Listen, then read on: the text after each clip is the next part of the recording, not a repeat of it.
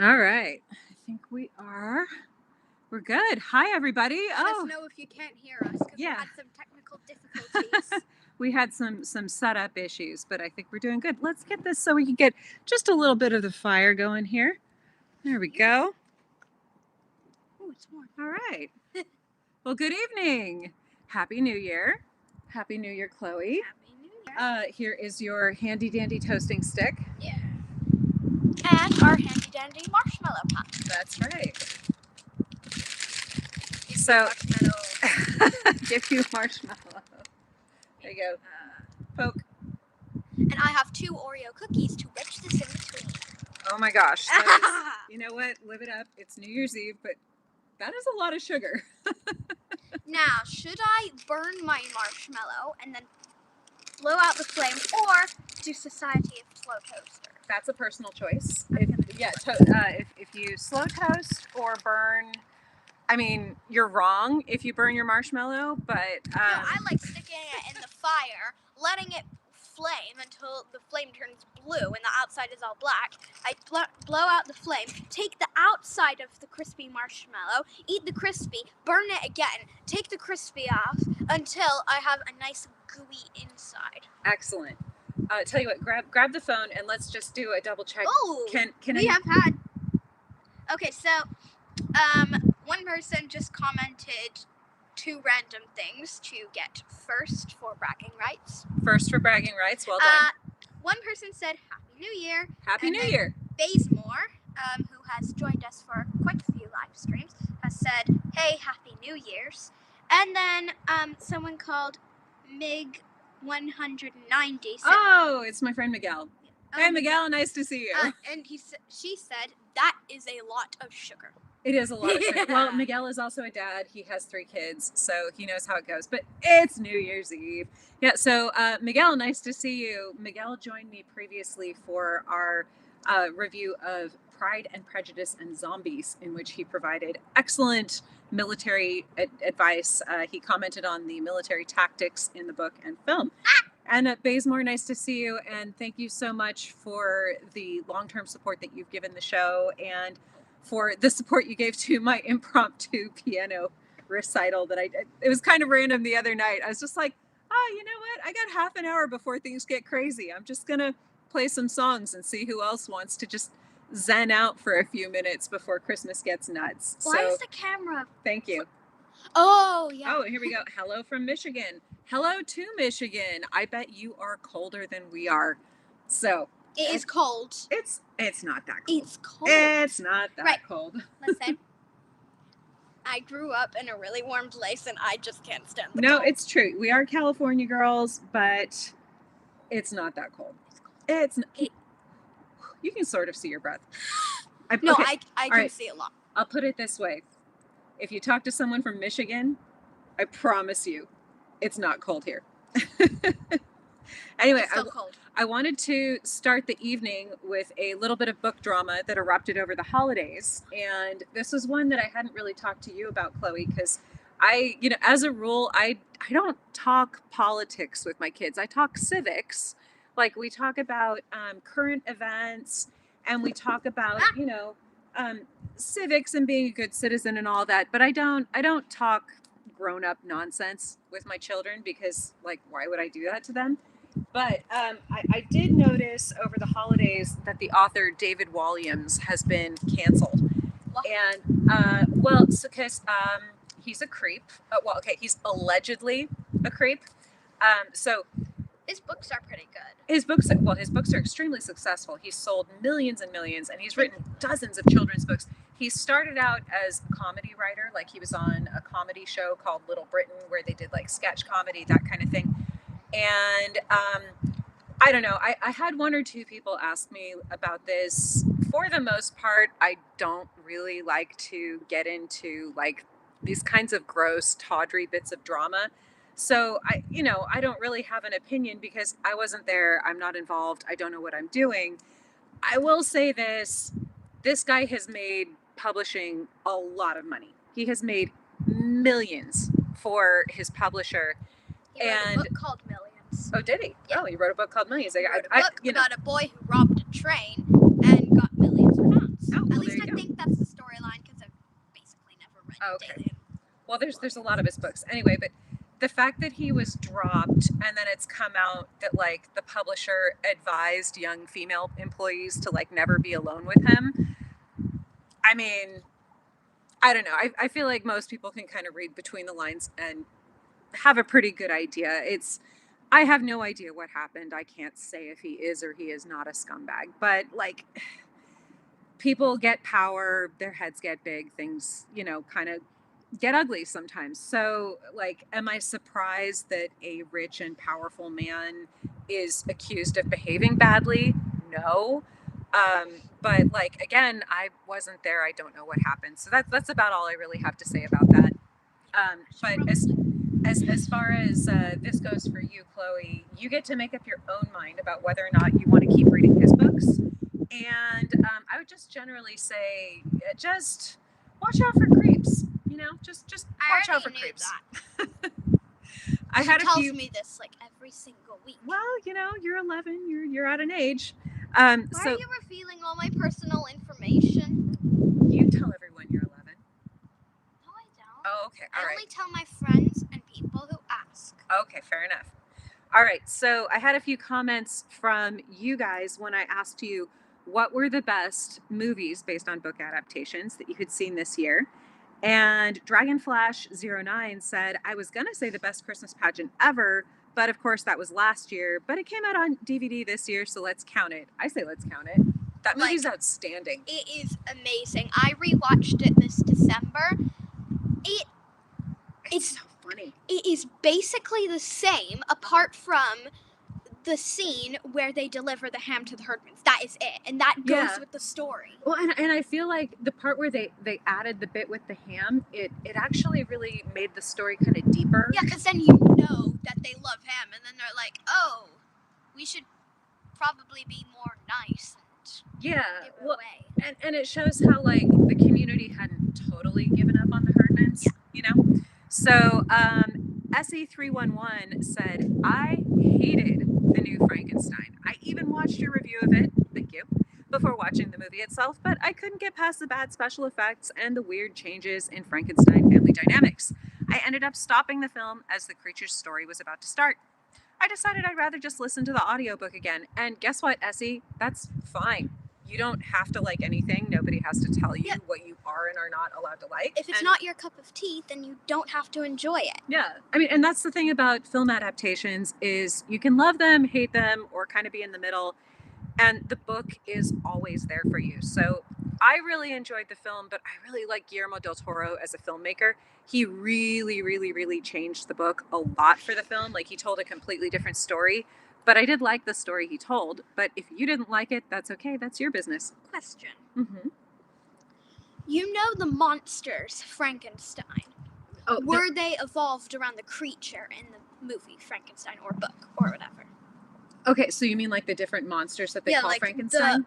The green monsters with stitched up. Yeah, so I don't think you've seen any Frankenstein movies yet. No, I have not, but you've seen pictures. I know there's this TV show, I think it's called like Mini Monsters or something. It's like little monsters who go to like a nursery / daycare, and they're just monsters and they hang around, use their powers, learn how to control them, and I know there's a Frankenstein in it called Frankie. Yeah, so it is common, people ended up calling the creature Frankenstein. So that makes sense. So Victor Frankenstein is the guy who made the creature, but it's really common for people to just call the creature himself Frankenstein because technically his name is Adam, but almost nobody remembers that. Oh. So yeah, but yeah, it's really normal to refer to the creature himself. Kurt the Gamer 934 had a whole bunch of movies that he liked. Dogman, Paddington in Peru. We're going to talk about a bunch of these. In fact, I'm not going to list all the ones that Kurt liked because we're going to talk about all of those. And then, so maybe what we should start with is we had picked out 5 movies that are based on children's literature that we ended up just thinking were the absolute best of 2025. Chloe hasn't seen all these films. Some of them weren't interesting and some of them weren't age appropriate for her. So she hasn't seen all of them, but I've seen, I think, most of them. You've seen most of them. So the first on our best of 2025 list is King of Kings. And I want you to tell me what you thought Like, about that. it was really amazing. I think, to be honest, like, I'm not trying to offend the Bible or anything. Like, I'm just saying, like, children cannot sometimes understand, like, the fancy words being said inside the Bible. I know when I was, like, 6 years old, inside school, they started reading parts of it, and I was like, wait, what are all these words? What is a wise man? What is, like, there was a bunch of fancy words that I did not understand. And I think only till about now I understood it because of the best Christmas pageant ever and of how the Herdmans have asked. So, it explains it really well because it kind of does show, not tell. And you kind of get the whole entire story, and it's way easier to understand. Nice. And I thought it had like humor and warmth, and because it included like the perspective of a kid. So it made it, yeah, it was just really a lot of fun. You could be religious or not religious. And I mean, I said this in my review of King of Kings. It is such a good piece of visual storytelling. If you want to know, like, if you're looking for ideas, like, how do I tell a story visually? This movie is so good for that. So, yeah, we love King of Kings. It was really well done, really well acted. Now, I did watch King of Kings both in English, which had an excellent voice cast, but I also watched it in Spanish. And I have to say, I liked the Spanish language voice cast even better, which doesn't surprise me because there's a very rich tradition in Latin America of dubbing American films. So, funny enough, like the best voice actors that you're ever going to hear in the world come from Latin America because there's this huge industry for it. So, they're really, really outstanding performances. I thought Oscar Isaac did a great job, but the guy who did the Spanish language dub in the role of Jesus was even better. I'm going to say, if any of you have seen the movie Descendants, it is an amazing movie. It's if villains had children, and 4 of those children, the daughters and sons of Maleficent, Evil Queen, Corella Deville, I think that's her name, and then the evil Aladdin guy, I forget his name because I forget stuff like this these days. They are sent off to a place called Arendelle, I think it is. I don't remember. To the United States of Arendelle, which, funny enough, is located in America. And they go to the fancy boarding school there, and Mal ends up getting married to Ben, the prince, and Mal is Maleficent's daughter. The person who plays Evie, which is the Evil Queen's daughter, she also does the Spanish version of it because she knows Spanish. Oh, I didn't realize that. Oh, well, there you go. Okay, another one that I really liked and that my kids actually like too. It's funny because like we're not like super deep into like Christian film or anything. Is the smoke bothering you, darling? Yeah. Would you like to come and sit on my side? If it bothers me one more time. And Okay. Bazemore, thank you. It is Jafar. Jafar. Guy. There you go. Thank you so much. So we're not like super big on Christian film or anything, but 2025 was like a really good year for Christian film. Like for faith-based films, and I think they finally figured out just like if you tell a good story, people will enjoy it. And this was a little indie project that was only on YouTube, and it was called The Promised Land. And basically, imagine if someone tried to tell the story of the biblical book of Exodus in the style of the television show The Office. It sounds bonkers. It is funny. It totally works. For example, Moses has this staff and he's supposed to hold it up and he's like, I don't want to. And then there's like 2 TV casts like holding it up off stage, and it's really funny. No, like it is completely accurate to the text, and it's funny. The new characters that the series introduce just fit perfectly into the narrative, and it's surprisingly heartfelt in numerous places while not losing its sense of humor. So if you haven't checked that out, you can find it on YouTube. And my understanding is that they've just wrapped filming season 2. So I'm really excited to see more because it's a lot of fun. Now, I think this one was popular with our entire family and all the girls that I took to the theater. And that was Dogman. It is amazing. Dogman was criminally underappreciated. Only one. I just hit my brain. You have marshmallow on your brain. You got so excited about Dogman. Boom! I'm going to kill you by eating you. Yeah. All right. But yeah, no. So Dogman, I don't know what happened to this movie. They dumped it in January, almost like they didn't believe in it, and it was so funny. And Pete Davidson's voice work as Petey the cat was outstanding. His first line inside the movie is "Ha ha suckers."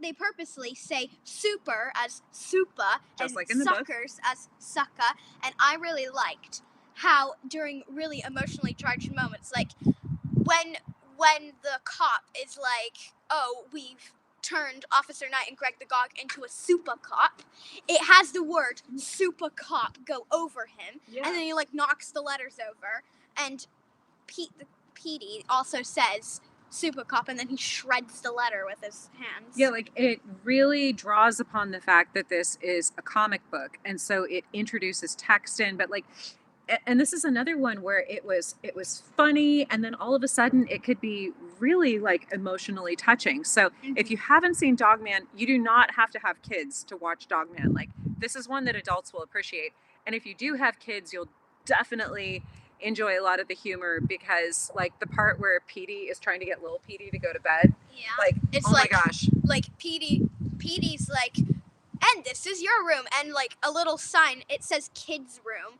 and then it falls down and says junk closet, and then he's like, and then but then he like won't go to bed, and then little Petey is like, "I'm sleeping with you," and then Petey is like, "No, you're not," and then it's like, "Yes, I am." Yes, I am. No, no, you're not. Yes, I am. And then smash cut to Petey lying, and then little Petey lying on his face, and like little Petey just like wakes up and tries to stretch his face. I remember doing that to you. I'm very sorry. Well, it's when I was a kid. You were worth it. No, the struggle is real when you're trying to get your kids to go to bed. So yeah. Now this one I originally didn't review because I didn't think it counted. Like, it was definitely the biggest kid film of the year, hands down. But I didn't think it counted as like a book adaptation because there isn't like a text it's based on. But the more I've thought about this one, the more I've realized it draws so heavily on folklore that I think I am going to count it. And that is K-pop Demon Hunters, which that has been... I love it. I love it. Really? I'm so... Wait, really? Oh, really? You like this? Right. You got me a K-pop Demon Hunters advent calendar this year with cute little K-pop Demon Hunter charms. And you got me K-pop Demon Hunters pins. You got me a K-pop Demon Hunter piano book and a K-pop Demon Hunter shirt. It's true. With the Sasha voice on it. So I do think what we will do sometime next year, we will do an episode on the Korean folklore that informed a lot of K-pop Demon Hunters, because like this isn't just an outstanding movie with an amazing soundtrack, which it is, really good illustrations. Like, all of those things completely hold up on their own. But the more I learned about this movie, the more I was like, wow, they really put a lot of thought into this film as far as the folklore and the legends that they were drawing on. So I think eventually we will do an episode where we talk a little bit about the Korean folklore that we've been able to discover, because some of it's really fun and interesting. Can I say? Yeah. They were smart because they include ramen. Then everyone was like, "Oh yeah, I do love ramen." And then the stores opened a giant ramen display. Inside every single store I've went in, there's a giant ramen display, and now stores are making it out like a bandit ever since K-pop Demon Hunters came out. It's true. Like, a couple weeks after K-pop Demon Hunters came out, I went to the grocery store and I noticed that there was this giant ramen display. There's like pot noodles and ramen. And like half of it was gone, and there was a girl restocking it, and I was like, oh, this stuff is popular. She's like, yeah, ever since that K-pop movie came out. Like, no, because on the airplane scene is pretty funny. It's very funny. Because they're like, oh no, our ramen, it's more important than saving the world. Yeah. Well, and the last film on our best of 2025 list, which is way too scary for you, so you haven't seen it yet, is Frankenstein. And I did a full review of that, so I don't really have any comments to add to it other than it is visually beautiful, and I just really appreciated watching like a proper movie. Like, this was a real movie, real sets, real costumes, real props, not just like I don't mean to diminish visual effects done digitally because, when those are done right and when they're deployed right, it's an absolute art form in its own way. But Guillermo del Toro is like the last old fashioned filmmaker that I can think of. So, like, there were some parts of it that were bonkers and didn't make a lot of sense, but it was such like a sensory experience that I was just able to enjoy it. Should I And set so fire to my marshmallow? if you want. Also, do you mind checking on our comments before you do Yeah, that? I have. Hold on. Okay. All right. So now our next category is our mid film adaptations of 2025. Well, like, this isn't necessarily meh. Some of them are meh, but a few of them are just like, they're fine. Like, we enjoyed them. They were fine, or they were kind of forgettable, but we didn't like hate them. They didn't make us upset. My marshmallow isn't catching fire. Well, you have to put it in the fire. Yeah, I know. There you go. Just get it on in there. Oh, okay. There you go. Fire. Now I need to stick it in again. No. Oh. I thought I raised you right. Okay. So I get impatient. our first middle of the pack movie of 2025 is Paddington in Peru, which was enjoyable. And I don't think we've watched it since. It was fine. It was fun. I haven't watched it. Oh, you haven't seen that one? No, I haven't. Oh, I thought you saw that one. It No, was you it was okay. It was fine. I liked it. It's drifted pretty far from the books. Oh. Now, in the original Paddington book series by Michael Bond. Oh wow. Okay. Well, Toasted it too hard. you've got the goo. Well, you can spread it on the top. Like, just use the poker to. There you go. You'll figure it out. In the books, there is, between one book and another book, Paddington does go to Peru. So you hear at the end of one book that he intends to travel home to Peru, and then at the beginning of the next book, he's back. So this kind of like imagines that adventure if the family went with him to Peru. It was fun. It was wacky. It had heartwarming moments. It was fine. It also, it wasn't Paddington 2, I'll put it that way. The next one in the middle of the pack is Superman, which I had hopes for, but I don't think James Gunn was the right guy to handle this. It just, there were some genuinely funny moments. It was at least nice seeing a Superman that was hopeful and optimistic and happy. Like, I saw the Kansas farm boy in this one, as opposed to, like, sad, creepy Superman. I will still never stop being sad at the utter waste of Henry Cavill. He was the most perfect actor to be cast as Superman. And then I don't know. I know that there are Snyderverse fans out there, and that's fine. You're allowed to love the Snyderverse movies, and there's a lot of things I do love about them. But like, I don't feel that Henry Cavill got to make the kind of like Superman movie we all really wanted. I hope that maybe we'll get one or two more movies out of this, and maybe they'll improve. So maybe this first one is just kind of getting up and running. I hope. Freakier Friday was another very much middle of the pack. It was fine. It was, in some ways, it was a fun throwback to the kind of 90s comedies that we all loved, but it didn't recapture the magic, and it was way too focused on the adults in the story. So yeah, like, I also, well, here's the thing that I couldn't tell. The phony English accents in Freakier Friday were egregious, which is absolutely bang on for a Disney film, especially if you're doing like a throwback to 90s films, like with bad English accents. So I couldn't tell, like, were they playing 4D chess and they're like, yeah, we're going to do these really bad English accents because that's what we did? Or is it just because they hired two non-Brits to play Brits, and so they had these horrible, clunky, terrible accents? So you can tell me your opinion on that one. Another one of my mid films was Fantastic Four. I enjoyed it. Not enough to ever watch it again. It had a few moments. It was nice to see a movie treat families with respect and love. The baby was cute. Baby Franklin was fine. Like, again, I didn't hate it. It was fine, but I didn't love it. And then our other mid one, which you have seen, was How to Train Your Dragon, which I just the live action one, not the animated one. Yeah. The animated one is top notch. The animated How to Train Your Dragon is a rare example of a film that is better than the books it's based on. The How to Train Your Dragon books, I don't actually enjoy them. I've read them. They're okay. They're fine, They're I like- guess. They're like, I'd read this if I was bored, but I wouldn't read it if I had something else to read. Yeah, the film is infinitely better than the books. And so this remake in some places was just a shot for shot remake. Now, I did like the kid that they had playing Hiccup. He was good. It is very rare for a child actor to show this much promise. And that's no shade at child actors. It's just they haven't had a lot of time to perfect their craft. But like every now and then you get a child actor, someone like, say, Kirsten Dunst, who just right out the gate really knows what they're doing. I want to see more from this kid. He was very, very good, and his performance was excellent. Everyone else, like the chick playing Astrid, it's very clear she got the job because her parents are like in Hollywood. So just she again, it's hard because you don't want to be too critical on You kids. wanted to see Stoic's arms. I did. She's very sad. I did. They put the real Gerard Butler in this movie.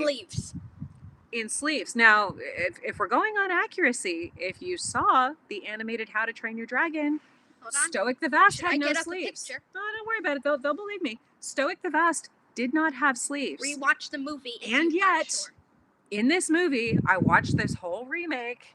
He has sleeves. I did not see one bicep. No biceps in the entire film. Not a single one. You're very sad. I'm a little sad because here's the thing. There's always 300.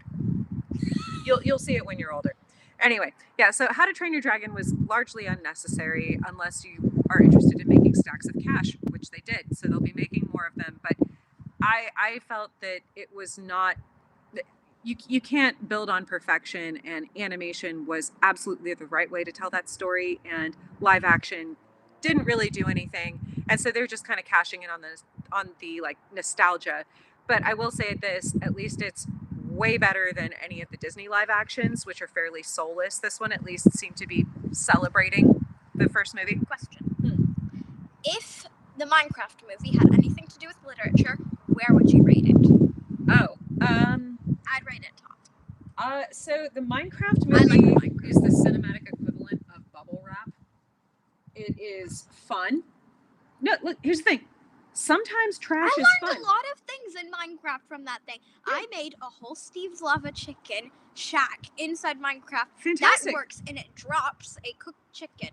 No, Minecraft is not supposed to be deep. It's supposed to be fun. Yeah. And so in that way, the film absolutely accomplished that. But like, there were too many characters in it. It was too focused on grown-ups. I thought there was going to be two kids called Steve and Alex. I mean, that's how I would have done it. But I think that people would have like accused the movie of being too much like Jumanji in that case, where you have like the brother and sister get sucked into a fictional world. Anyway, True. We don't want to get sidetracked. I'm going to burn through the worst of 2025 because I don't like to be too negative. Captain America Brave New World was an utter disappointment, despite the fact that Harrison Ford kind of, well, he tried. He tried. Yeah, it was very disappointing. Bambi the Reckoning, I kind of hoped that I would get another fun, goofy monster movie based on children's literature, because this was from the same guys who did the Winnie the Pooh Blood and Honey series. It was kind of a disappointment, like very disposable human characters and a pretty predictable plot. I think they could have made an excellent monster movie, and they just dropped the ball. Juliet and Romeo, which, wow, that was bad. It was so bad. And it was a musical too. The crazy thing was watching like Jason Isaacs in this film, because clearly his agent lied to him, because he like showed up and put in a pretty good performance.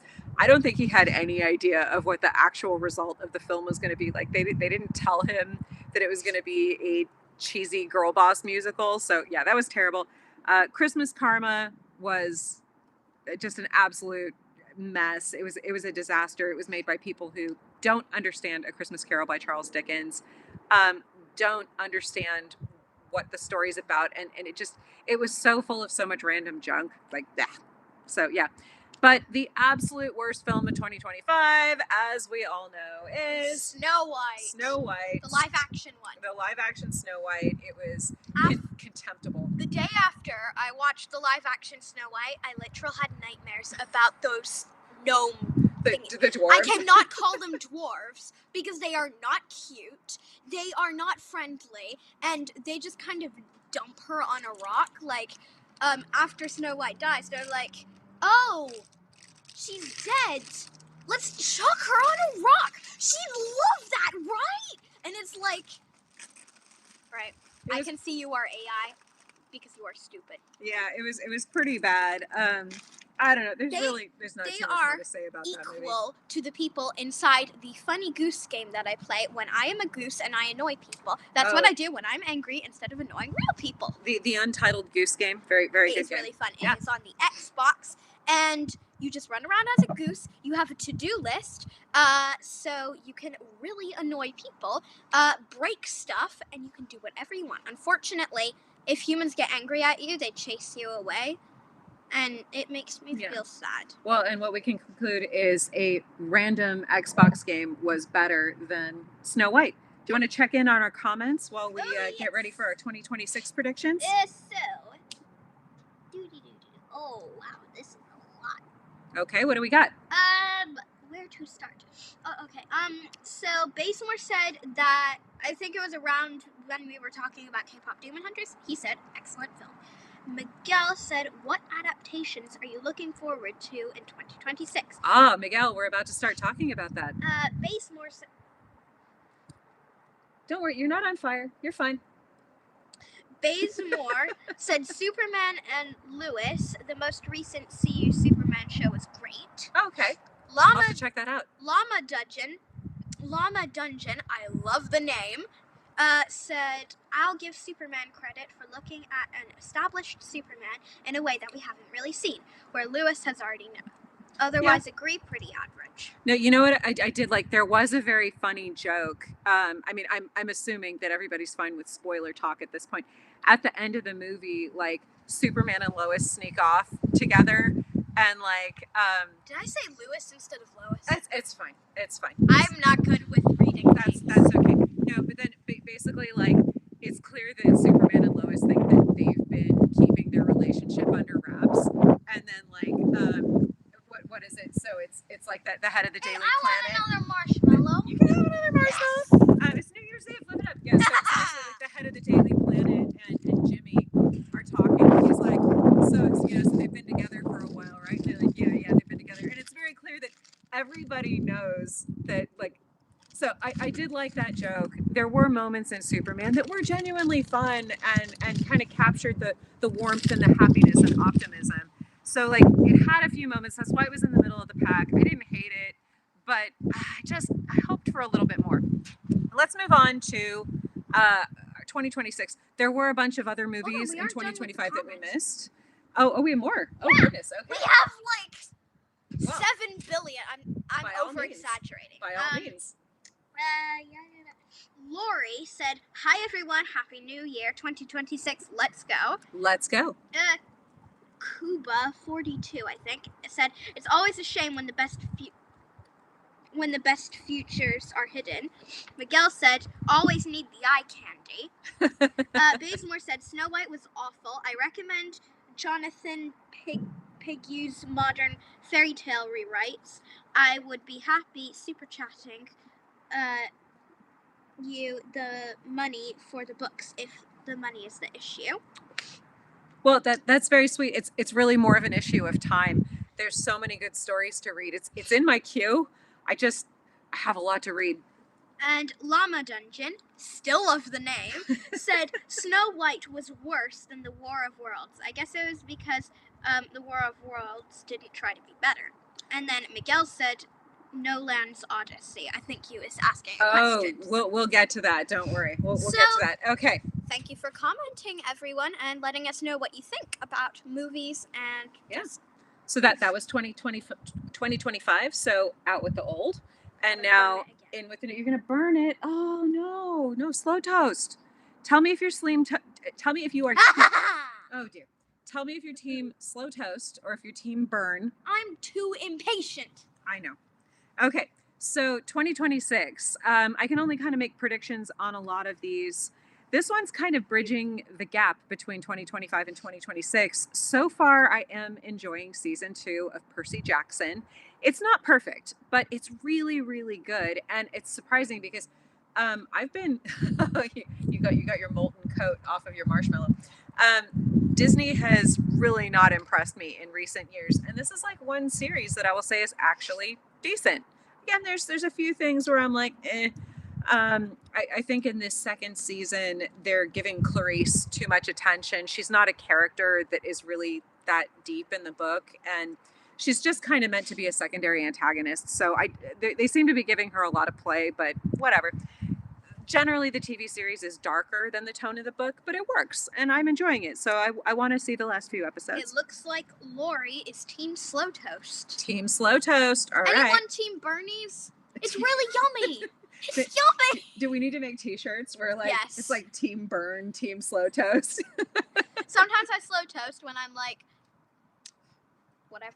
I'm gonna burn it again. Okay, the next one is coming up in February, so this is coming out on Valentine's Day, and it's Wuthering Heights.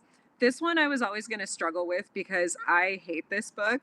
Like, I never liked Wuthering Heights. I've tried to read it a few times, and I have a few friends who are like, "Oh, it's my favorite book. I love it so much." I don't know. It's just like full of people who make bad choices, and I run out of patience for them. And I like Margot Robbie. I like Jacob Elordi. I think these are really, really good actors. So I think that they're going to put in an amazing acting performance. The costumes look horrifically inaccurate, which may or may not be a problem depending on how they go with the film. But like, this one's going to be more homework than enjoyment for me. If you're looking forward to Wuthering Heights, let me know. If it's the kind of film that you're going to take your wife or girlfriend to because you know that it's in your best interest, also let me know. All right, now this next one, I saw the trailer for, and I showed it to my girls because I was curious to see what their reaction would be. I am very skeptical, and this is Animal Farm.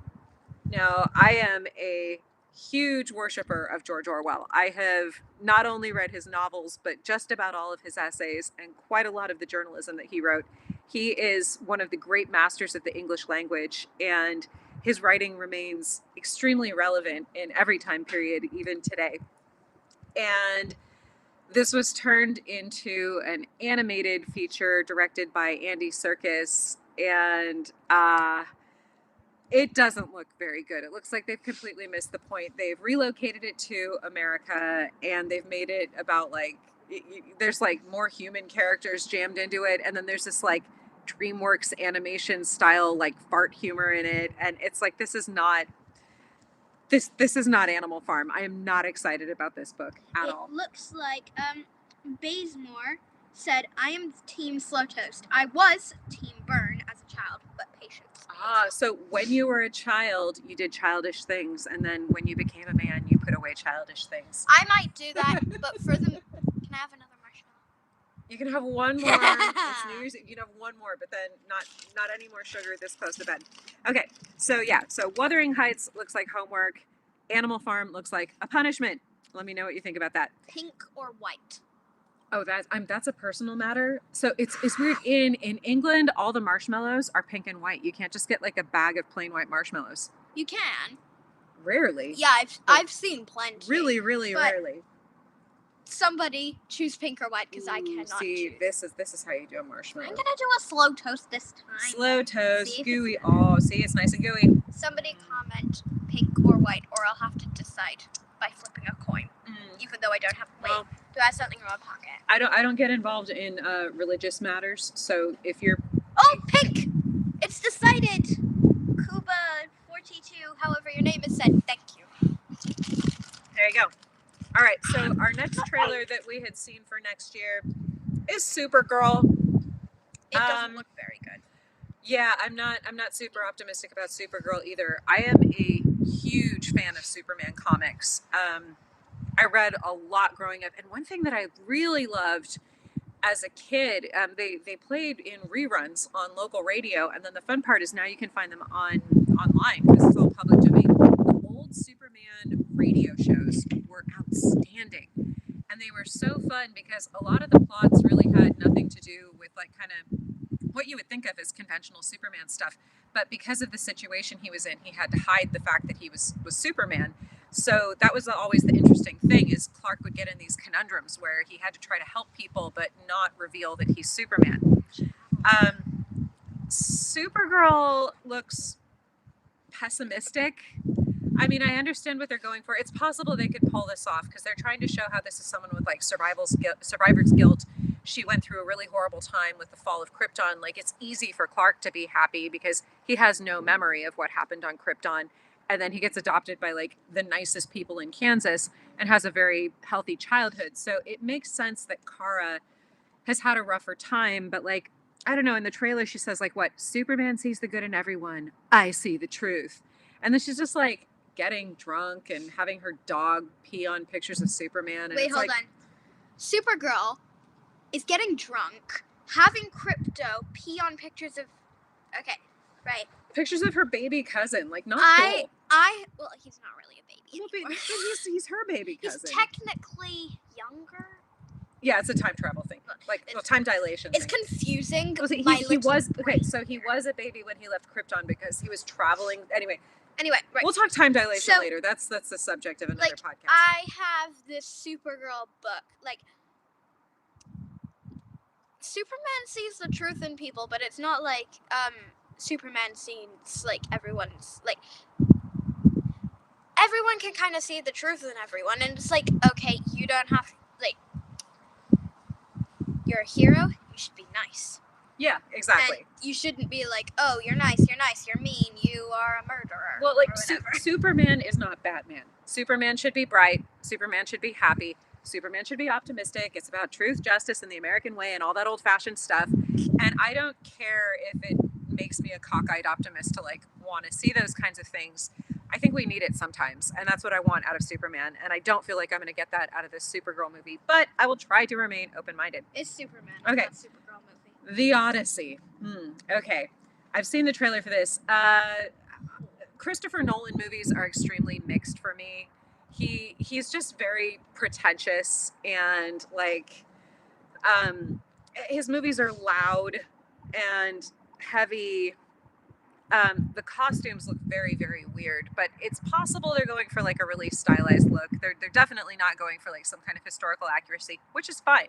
You can do that. You can have this kind of like heightened style of storytelling, but like, I don't know. I mean, this is a hard story to tell in a single film. Something like The Odyssey would almost work better as a TV series, I think, because it's very episodic. Like, you know, it starts out with Odysseus stranded on the island, and then you get his story in flashbacks, and he has the different adventures with all of his men and everything. So, like, I don't know. It could be good. I just suspect that this is going to be one of I didn't really like Interstellar, if that's an example. Like, I didn't like that movie. It was just too heavy and loud and dull. So I don't know. I hope rather than believe it will be fun. Some people had an issue with Matt Damon being cast as Odysseus, but like I don't really care. It's not like they're going to be speaking ancient Greek, so it really doesn't matter what nationality the people are, as long as they look the part and can play the part. Question: Are marshmallows supposed to do this? Well, yeah. So the outside toasted, and then it's peeling off. Now, if you want, you can keep toasting it. Ooh, there you go. See, that's a beautiful slow toast right there. Go in the middle. Toast me on the outside. I was so impatient. Well, that's all right.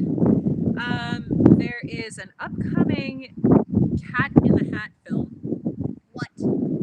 So, the estate of Theodore Geisel, also known as Dr. Seuss, was very, very carefully guarded by his widow, who passed away a few years ago. And now all of Dr. Seuss's stuff is in the hands of a cabal of people who just want to make as much money as they can. This movie looks soulless and kind of a cash grab. It looks like the sort of movie that parents put on to just keep their children distracted when they're too tired or busy to like play with them, which, look, I'm not going to judge that. We've all had our moments there, but like this looks like it's going to be that category of film. This is not going to be like great art or anything. It's got fart jokes. They pepper spray the cat in the hat when he shows up at the house, which is I think weird. It's one person's like calling the cat in the hat on the phone, and it's like, you've gone too far. And then the cat in the hat is like, wait, did I just hear juicy fart or something Yeah. like that? And then he keeps apparently hearing it, and it just doesn't make the joke. Like the first time it was a little bit funny, but then after it was like, okay, dude, after 3 times, I wanted to put the log Ooh, on. you can do the next one. Anyway, but yeah, like this one just looks, it's very overstuffed. It looks very hyper, very kinetic. It doesn't look like it's gonna preserve a lot of the rhythm and fun. This is a short story, and overstuffing it will not do it service. Some stories last 20 minutes, and that's when they need to end, and that's The Cat in the Hat.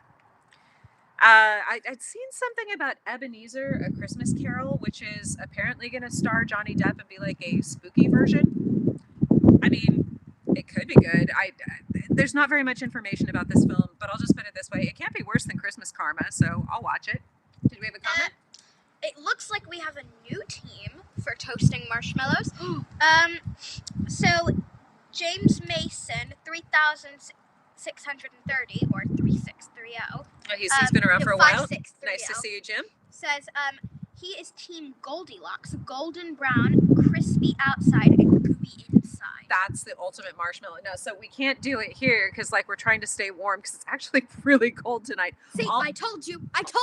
All the clouds. Well, okay, all the clouds cleared out, so it's cold. Okay, for us California girls, it's cold. But the perfect marshmallow is you wait until the fire has died down to nothing but coals, so that you can get that marshmallow on rotisserie mode, right down by the coals. And you're right, that is the perfect marshmallow, where the outside is a beautiful toasty golden color, kind of like, and the inside is just. That's the perfect once marshmallow. I had that, half the marshmallow ended up plastered all over my face. It's all right. But it was tasty. It was tasty. Okay, now this one I know you're going to be excited to see, but I will have to find out if it'll be too scary for you. I've seen the trailer. And that is The Hunger Games: Sunrise on the Reaping. This is a prequel book. Some people may not have heard of this book. So there's the Hunger Games series. This is the and then this is set about, what, 50 years before? 25 years before. Okay, I'm sorry. So, I'll let the expert take over. I'll stop blah, blah, blah.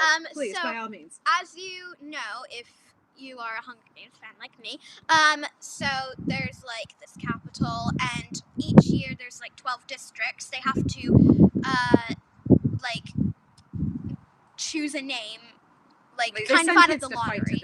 They send kids to fight to the death, one girl, one boy. But Hamish Abernathy, a District 12 victor, his year there was twice as many tributes, so that was 48 tributes, I think, yeah, 48. And he won. It is actually a really good book. Like, they nail it pretty well, and actually, to understand most of, like, Hamish's background, you need to know the Sunrise on the Reaping, because, like, his family was burned alive in front of his own eyes. No spoilers. So we don't want to get spoilers. Away. So she's really excited about this. Chloe is a massive Hunger Games fan. I am. You've read the books a bunch of times, and she knows all the lore. She's very deep in the lore. So me and my friends play Hunger Games in the backyard. I think what we'll do is when this film comes out, if it seems like it's appropriate for you to see, we'll have to see how violent it is. You know, she's only 11. You know. I gotta do the mom stuff. I gotta do my due diligence. Anyway, I think it would be safest if we have Chloe review this one because she knows way more about the lore than I ever will. So clearly you're excited for that.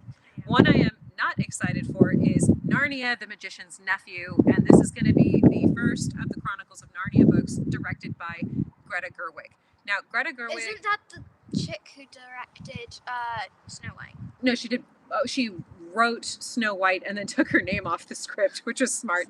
No, she directed Barbie. So Greta Gerwig, she's a director I have mixed feelings about because the Barbie movie, I wanted to see it, but then it, like, the first advert, it looked amazing because it looked fun. Barbie's shoes walked on. She stepped out of it and her feet stayed inside the thing. Well, she's a very visually striking director. So the reason I get frustrated with her is she's very good at visual storytelling and world building. And then she also has absolutely no respect for the source material. Like, in some ways I can, like, respect a director being like, hey, this is my world. I'm going to play with it however I want. Like, I've got my hands on it. I'm going to reinterpret it the way I want to. but she also shows absolutely no respect for source material. I did not like her version of Little Women. I thought it was visually beautiful, and then she just showed nothing but contempt for the characters. She just cut them all up and re-sewed them in the way that she wanted to. And I think that's exactly what she's going to do with the Chronicles of Narnia. I do not think she will respect C.S. Lewis's intent for the books. I don't think she'll respect the characters. I think there's going to be a bunch of like cringy modern stuff hammered in. So I am not looking forward to The Magician's Nephew, but I will watch it. And for your entertainment, I'll give a nice salty review, I'm sure. I will try to stay open minded. She might surprise me. You never know, but I doubt it. We also saw there's no trailer yet for Jumanji 3. At this point, the franchise is pretty far removed I've from seen the books. Jumanji 2, the one with the rock in it. It is actually pretty good. Yeah, it's pretty good. It is. It's got funny jokes. Mm-hmm. Like, I think it's pretty good. Yeah. So not a lot of information on that one yet. At this point, the Jumanji series has strayed from the original book by Chris Van Allsburg, but they've done a good job of respecting the original premise, and I actually liked how they took it from a board game to a video game. I thought that made a lot of sense. So Bazemore commented, PETA FDW. I think it means PETA for the win. Yeah. Yeah. I am Team PETA. I'm She's not. Team Gale. No. So like, listen. Katniss and PETA were made for each other. no, well, he literally choked her. That's because he was hijacked. No, I know. I'm not blaming PETA. Blame I'm the just capital. saying you can feel sorry for PETA being hijacked and then not marry the guy. Like, just anyway. Maybe we need to have a debate. We need to have like a should Katniss have married PETA? I was on the debate team. Beware. Oh, there you go. Beware. Okay, we came second and we should have won. You should have won. So basically, wait. the other team, they didn't even fulfill the assignment. other team didn't even like support their side. They were just like, oh, this is bad. Like the thing was, we got to stay focused our on video game's literature. bad, and I was like, no, video games aren't bad because like Animal Crossing is really fun, and then they were like, oh, video games are bad. With enough marshmallows and therapy, you'll get over it. So we've got 2 films left for next year that we're looking forward to. Well, looking forward. I have to mention this one, Avengers Doomsday. I kind of checked out of the Marvel Cinematic Universe a while ago. I am not into multiverses. I think they lower the stakes. Like, if you know someone dies and then they can just like come right back, it's hard to care. And it's pretty clear that they realized what a big mistake they've made, because otherwise, why else would they drop a dump truck of money on Robert Downey Jr. to come back? And then there is one where this is definitely not going to be a children's film, but I might cover it anyway because it has to do with a legend that all children are aware of. And this is the film Werewolf, this is made by Robert Eggers, who also did films like The Lighthouse, Nosferatu, and The Northman, which Daddy was very nice, and he took me to the movies and came with me to see The Northman and sat through that because he wanted to be supportive. I loved it. That was a very weird, dark, awesome movie, and I suspect Werewolf will be another weird, dark, awesome movie. It's set in medieval England, stars Aaron Taylor-Johnson, and it's about a werewolf terrifying a 13th century village. And I know I'm going to like this movie because they have a Middle English dialect coach. So this movie will not be for everyone, but it's definitely for me. So Bazemore said, I think he's referring to PETA in this. He carried her in those games, which I think means... He did. Yeah. Oh, I don't disagree. No, I don't disagree. PETA, like, he's a main part of Katniss and him winning. He is a main part.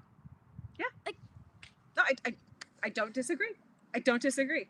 I'm just saying if I was Katniss's mom, I would be like, this guy's damaged. And you have no idea if he'll flip out and choke you. He got better. How do you know? Because it's in the book. Oh, because it's in the book. It's in the book. Have you read the epilogue 50 times? Yes. No, I've read the epilogue. No joke, 1,500 times. Okay. 29. Okay. Anyway, I mean, I don't know. I just feel like PETA kind of guilt trips and nags Katniss a lot, and then he chokes her, and I feel like that's not husband material, but that's just me.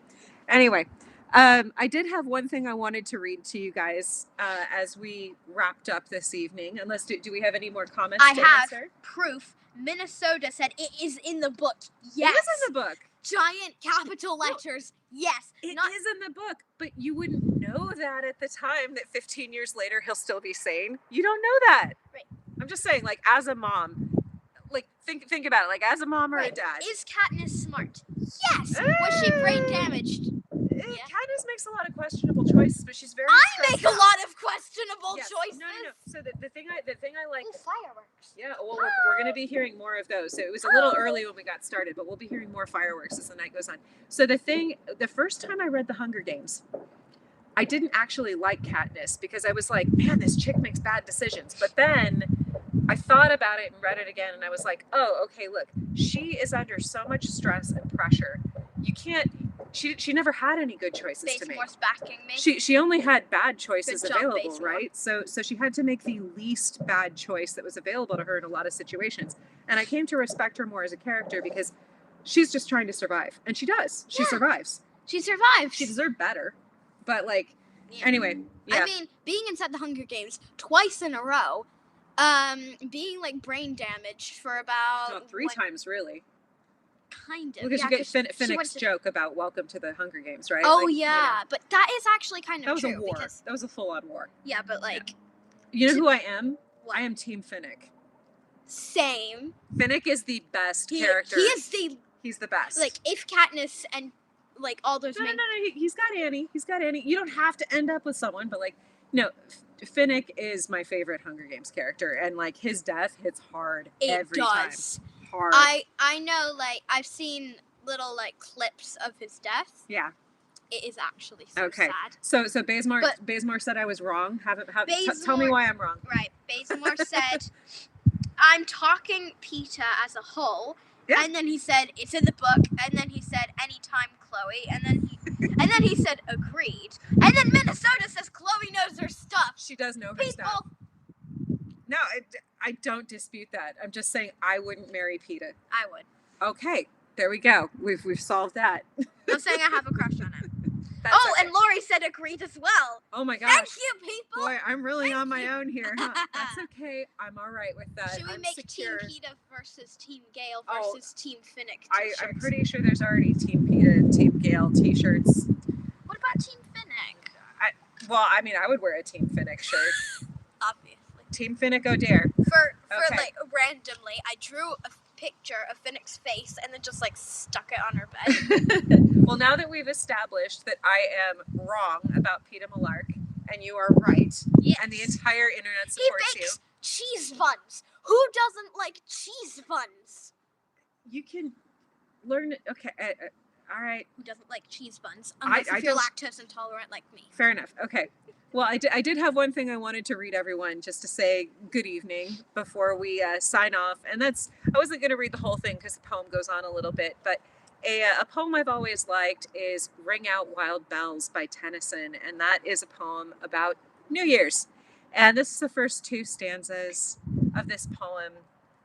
It was set to music by numerous different people. There's one musical setting in particular I really like. But this is a poem that has this is the source of the phrase ring out the old, ring in the new, which we've all heard and probably didn't know where it came from. So here's just the first two stanzas of that. Oh. Ring out wild bells to the wild sky, the flying cloud, the frosty night. The year is dying in the night. Ring out wild bells and let him die. Ring out the old, ring in the new. Ring happy bells across the snow. The year is going. Let him go. Ring out the false. Ring in the true. I feel like that poem's a nice one to read every year. I usually read that on New Year's Eve, or when I was a kid, it was in the hymn book at the church I went to, and we would sing that one for New Year's, and it has some nice sentiments in it. Just, it's not sad to let things go that are done. I mean, it can be, but they're done, and it's time to move on, and we'll have new parties now that the old ones are over. Miguel has entered you in a team, which he said Tiffany, you are Team Stoics Arms. I am Team Stoics Arms. You should get a t-shirt for that. Yeah, you know what? Hey, I've got an Etsy voucher. You can use that to make a Team Stoics Arms There we go. t-shirt. So Bazemore said also Team Jacob for the record. Oh, I don't know okay. who Jacob is. She hasn't read any of the Twilight books yet. I'm not a Mommy fan says she's generally. Team Nobody. On Twilight, I'm definitely Team Nobody. Yeah. And then Minnesota said, "This has been such a delightful live session. Happy New Year! I can't wait to see this channel grow in 2026." Oh, And well, thanks. Miguel said, "Feliz Año Nuevo." Feliz Año Nuevo. New Year. The announcement I wanted to make on the way out, and thanks, Minnesota fans, that was a very kind comment, is as part of growing things I'd been thinking about, what was something we could do. And I do want to give a try of doing sort of a little online book club. I thought since this crummy Animal Farm movie is coming out, maybe it would be fun to read Animal Farm with all of you. And then the live streams leading up to the release of the film, we could have a little chat about it. So I'll have to hammer out the exact details, but I've done some thinking, and this is what I think what I'll do is I will record myself reading the chapters because Animal Farm is now in the public domain, so I can do that legally. Yay. So what I can do is put up the chapters of Animal Farm that we'll be discussing in a given week, and then you can join me on the Saturday live stream, and we'll just have a little chat about the book, the background of the book, why George Orwell wrote it, and maybe bring in some stuff from current events or examples from history We could use that teddies. show. We've got horse teddies, pig teddies, Oh, cow teddies. you could we act the could whole make- thing out. We could make an Animal Farm movie. Oh my That's gosh. way better than. Well, the tell you new what, one. you and your sister can make an Animal Farm movie, and it probably will be better than We'll this animated probably one. have it ready by. Well, at the you could have it competing with the film when it drops. Anyway, Yes. so that's the big news. Is I do want to try doing book clubs. I don't know if it'll be a thing that will end up working out where we do it continuously, or maybe I just do them a couple times a year. We'll just see how it goes and go from there. And then I'm gonna take like the next 2 weeks off, kind of like I won't be doing anything online. I gotta could catch do my breath. stuff. If you want to, go for it. I say I gotta catch my breath. I have some projects that I need to get caught up on, but I do have something fun planned for you that's going to start dropping in January, and that's going to be a series of videos about various versions of Little Red Riding Hood. This was one that my youngest daughter had requested, and so I started looking into the earliest versions, and it's actually really fascinating. I don't want to give anything away, but I'll have several videos about that. I've recorded a few fireside fairy tales with different versions, and I think you'll enjoy that. And that'll keep you busy while I'm catching my breath and planning for the new year. And I hope all of you have a lovely New Year's Eve wherever you are in the world. We're only a few hours from midnight here. I know those of you in the US, the sun hasn't even gone down yet. We are. But yeah, so enjoy your New Year's and celebrate with whatever you feel like. If that means you're putting on your cozy socks and going to bed early, great. If you're going out with friends, great. Whatever it is you're going to do it safely. Have fun. Glow sticks. The glow sticks. Oh, we have glow We sticks. brought out glow sticks. Oh yeah, this was a contribution of Chloe's little sister who thought Hey. we need to party with glow sticks. So should we finish this out? Here we go. There's our wild New Year's Eve party. Burn it. No. I'm Not our joking. precious There's glow sticks. chemicals in it that could probably set fire to this whole house. Well, thank you for joining us. And as All about always, this again. no, we'll do it later. But as always, thanks for listening. Hey! Children's Literature Podcast. We miss you all for the new year.